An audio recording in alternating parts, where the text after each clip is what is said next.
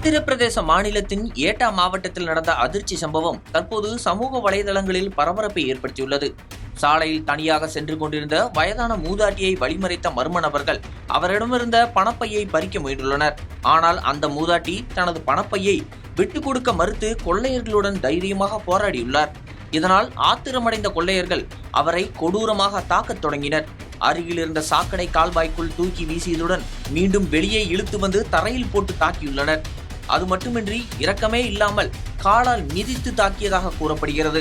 இருந்தாலும் அந்த மூதாட்டி தனது பையை மட்டும் இறுதி வரை விடாமல் பிடித்துக் கொண்டிருந்தார். மரண அச்சத்தையும் தாண்டிய அவரது மன உறுதி அங்கிருந்தவர்களை அதிர்ச்சி அடைய வைத்துள்ளது.